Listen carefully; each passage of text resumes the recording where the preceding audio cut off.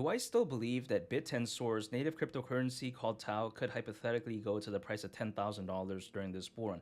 The answer is yes, even though that's not financial advice, but I totally understand why that's hard to believe as of right now because, let's face it, altcoins had a pretty good pump, or should I say quite a good one actually in some cases, and then of course there's a big pullback.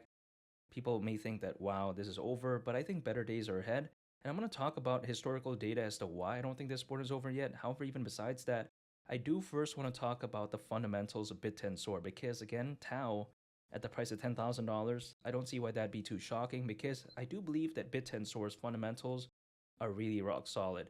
Take into consideration that, for instance, right, it's even been alleged that Bittensor is a decentralized blockchain network acting as a peer to peer ecosystem for creating, training, sharing, and trading AI and machine learning models. So that's very good. Now, we'll take a look at Bittensor a little bit deeper, right? We'll see that it's also even been alleged that it's a decentralized marketplace that brings together providers and consumers of machine learning algorithms and models. Now, basically, I think that's just a very fancy way of saying how BitTensor is focused on primarily two markets, which first of all is AI, and second of all, machine learning.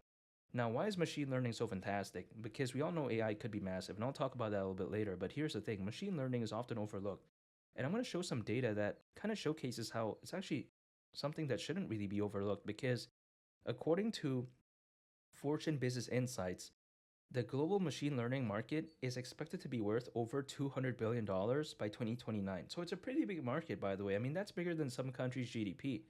So when I take a look at machine learning, again, it's often overshadowed by AI because, let's face it, a lot of attention is on there, but I think this is good too. So I think BitTensor does have its, you know, focus on the right areas. Now, not to mention, when I take a look at AI, this market right here could very be massive, or should I say, could be very massive in the future. Let me correct myself there because even according to Grandview Research, the AI market is predicted to be worth nearly $2 trillion by 2030. I mean, just let this sink in, right?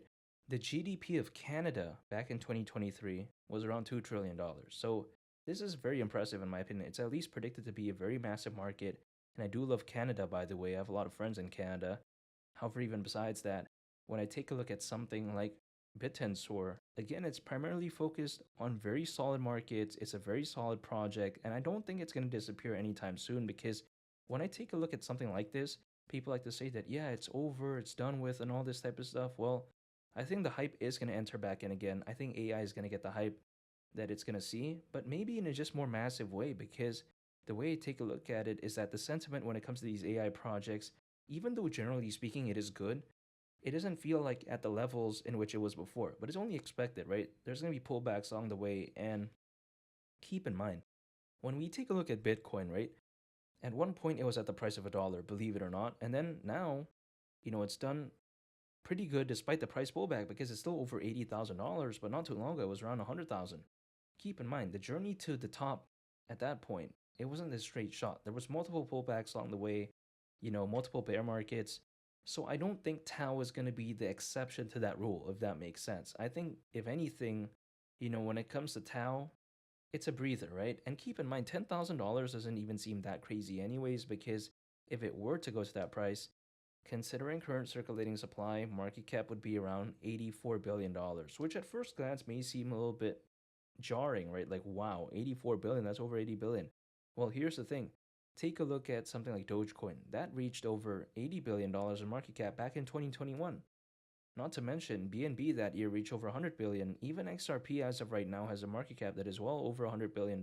So I don't think it's too much to ask for, especially for a project that's a premier player, again, in the space of AI and machine learning. Of course, we know other competitors, like for instance, ASI.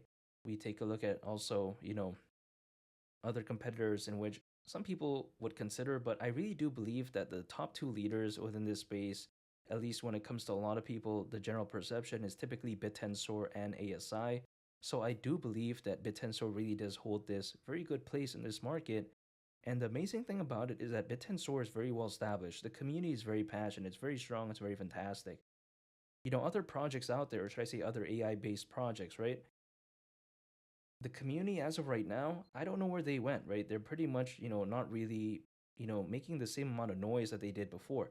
However, when it comes to Bittensor, it feels like the community is still very passionate. It feels like it's still there. And personally, for me, I don't have a magic crystal ball to tell the future.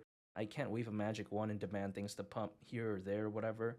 But what I can control is dollar cost averaging. And again, things that are within my control, which is just buying anytime I earn income, acquiring, holding, and just waiting. That's it. I can't control anything else. Sure, I could try to day trade or whatever, but that's just not my style. I don't want to do that.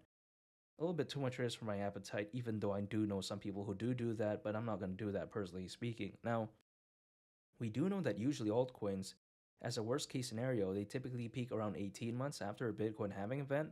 And the last Bitcoin halving event, keep in mind, happened back in April of last year. So 18 months from then is actually around October this year. Now, is this a surefire date?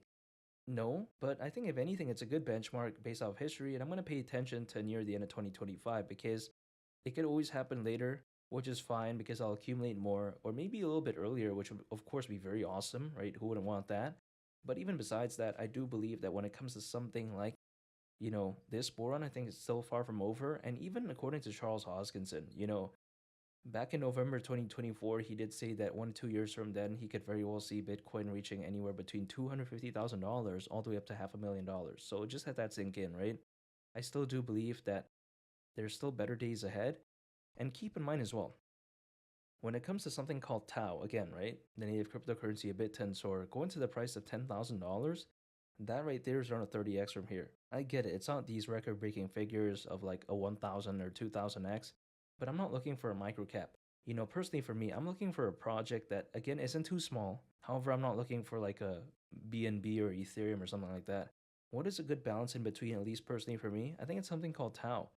Again, I'm very bullish on it, and I still do believe that this bourne is far from over because I just don't think that things are over just yet. I think, breather, right? It's only normal. It's like, for instance, let's say we run a marathon and we take breaks along the way. I think it's only logical to assume that it's normal. Like, it's not going to be something that's too outlandish or weird if someone takes a rest. Like, why is that bad? I just don't get it. Like, I don't think anyone's going to be sprinting the whole way through a marathon, at least from what I've seen.